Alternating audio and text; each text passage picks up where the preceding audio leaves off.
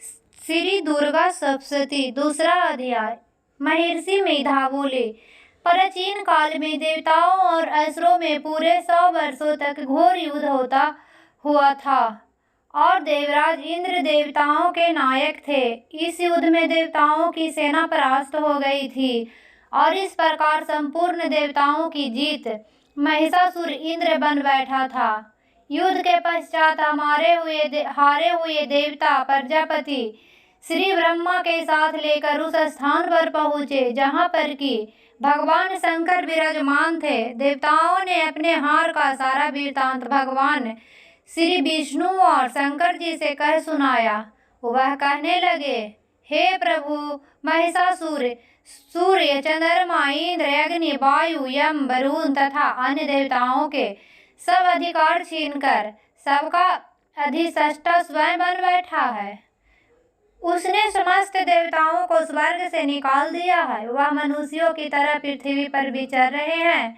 दैत्यों की सारी करतूत हमने आपको सुना दी है और आपकी शरण में इसलिए आए हैं कि आप उनके वध का कोई उपाय सोचें। देवताओं की बातें सुनकर भगवान श्री विष्णु और शंकर जी को दैत्यों पर बड़ा गुस्सा आया। उनकी भौहें तन गई और आंखें लाल हो गई। गुस्से से भरे हुए भगवान विष्णु के मुख से बड़ा भारी तेज निकला और उसी प्रकार का तेज भगवान शंकर, ब्रह्मा और इंद्र आदि दूसरे देवताओं के मुख से प्रकट हुआ।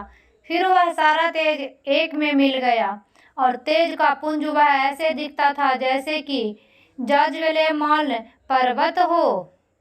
देवताओं ने देखा कि उस पर्वत की ज्वाला चारों ओर फैली हुई थी और देवताओं के शरीर से प्रकट हुए तेज की किसी अन्य तेज से तुलना नहीं हो सकती थी। एक स्थान पर इकट्ठा होने पर वह तेज एक देवी के रूप में परिवर्तित हो गया और अपने प्रकाश से तीनों लोकों में व्याप्त जान पड़ा। वह भगवान शंकर का तेज था। उससे देवी का मुख प्रकट हुआ। यमराज के तेज से उसके सिर का बाल बने भगवान श्री विष्णु के तेज से उसकी भुजाएं बनी। चंद्रमा के तेज से दोनों स्तन और इंद्र के तेज से जंघा और पिंडली बनी और पृथ्वी की तेज से नितंब भाग बना। ब्रह्मा के तेज से दोनों चरण और सूर्य के तेज से उनकी अंगुलियां पैदा हुई।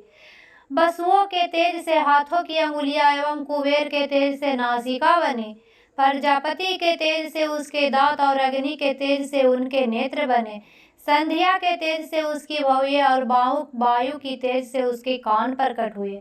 इस प्रकार उस देवी का प्रादुर्भाव हुआ। महिषासुर से पराजित देवता उस देवी को देखकर अत्यंत प्रसन्न हुए। भगवान शंकर ने अपने त्रिशूल में से एक त्रिशूल निकालकर उस देवी को दिया और भगवान विष्णु ने अपने चक्र में से एक चक्र निकालकर उस देवी को दिया। वरुण ने अपने चक्र में से एक चक्र निकाला और उस देवी को दिया। वरुण ने देवी को शंख भेंट किया। अग्नि ने इसे शक्ति दी। वायु ने उसे धनुष और बाण दिए। सहस्त्र नेत्रों वाले श्री देवराज इंद्र ने उसे अपने वज्र से उत्पन्न करके वज्र दिया और एतबार हाथी का एक घंटा उतार कर देवी को भेंट किया। यमराज ने उसे काल दंड में से एक दंड दिया। वरुण ने उसे पास दिया। प्रजापति ने उस देवी को स्फटिक की माला दी और ब्रह्मा जी ने उसे कमंडलू दिया।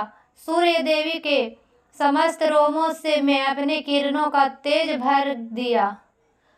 काल ने उसे चमकती हुई ढाल और तलवार दी।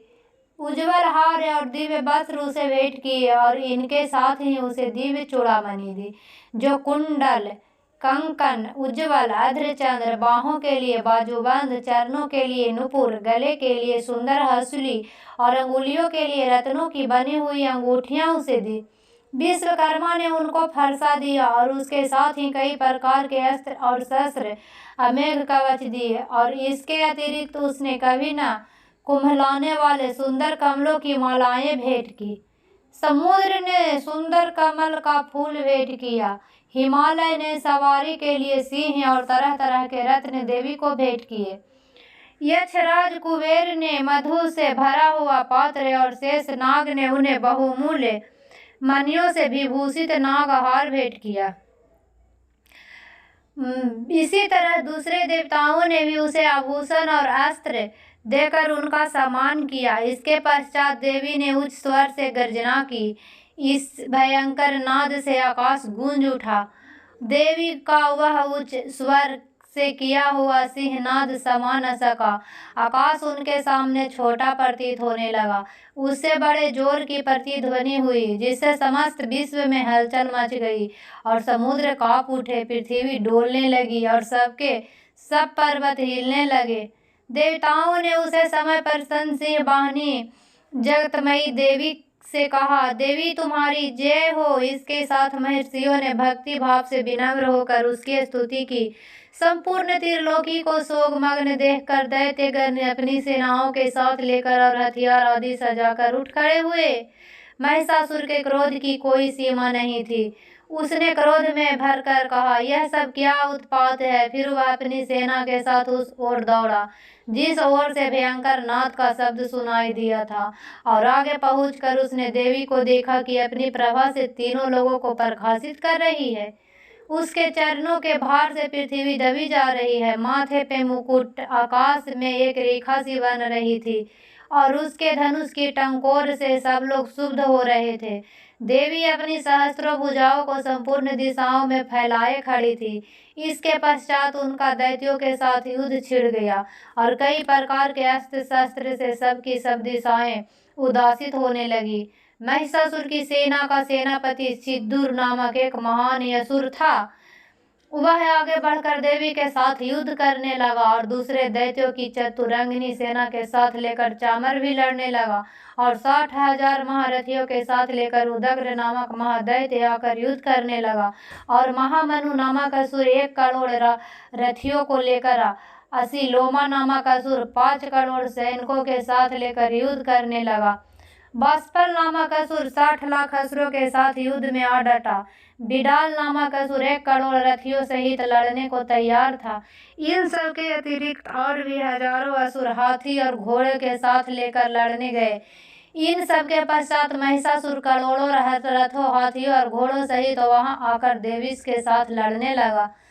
सभी असुर तोमर, बिंदी, पाल, शक्ति, मुसल, खड़क, फरसों, पटियों के साथ रणभूमि में देवी के साथ युद्ध करने लगे। कई शक्तियां फेंकने लगे और कई अन्य शस्त्र आदि उनके पश्चात सबके सब दैत्य अपनी अपनी तलवारें हाथों में लेकर देवी की ओर दौड़े और उसे मार डालने का उद्योग करने लगे। मगर देवी ने क्रोध में भरकर खेल ही खेल में उनके सब अस्त्रों को काट दिया। इसके पश्चात ऋषियों और देवताओं ने देवी की स्तुति की और आरंभ कर दी और वह प्रसन्न होकर असुरों के शरीर पर अस्त्र शस्त्र की वर्षा करती रही। देवी का वाहन भी क्रोध में भरकर दैत्य सेना में इस प्रकार विचरने लगा जैसे कि वन में दानव दावानल फैल रहा हो। युद्ध करती हुई देवी ने क्रोध में भरकर जितने श्वासों को छोड़ा वह तुरंत ही सैकड़ों हजारों गणों के रूप में परिवर्तित हो गए।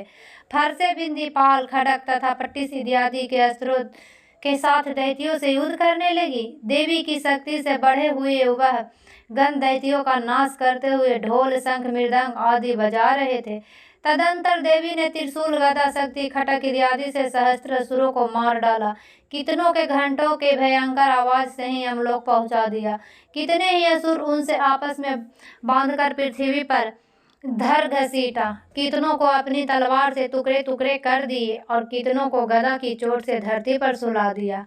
कई दैत्य मुसल की मार से घायल होकर रक्त बमन करने लगे और कई शूल से छाती फट जाने के कारण पृथ्वी पर लेट गए और कितनों की बाण से कमर टूट गई। देवताओं को पीड़ा देने वाले दैत्य कट कट कर मरने लगे। कितनों की बाहें अलग हो गई, कितनों की गिरवाएं कट गई, कितनों की सिर कर दूर भूमि पर लुढ़क गए, कितनों के शरीर बीच से कट गए और कितनों की जोंघुआएं कट गई और वही पृथ्वी पर गिर पड़े। कितने ही सिरों व पैरों के कटने पर भूमि पर उठ खड़े हुए और शस्त्र हाथ में लेकर देवी से लड़ने लगे और कई दैत्यगण भूमि में बाजों की ध्वनि के साथ नाच रहे थे। कई असुर जिनके सिर कट चुके थे बिना सिर के डर से ही हाथ में शस्त्र लिए हुए लड़ रहे थे। दैत्य रह रह कर ठहरो ठहरो कहते हुए देवी को उध के लिए ललकार रहे थे।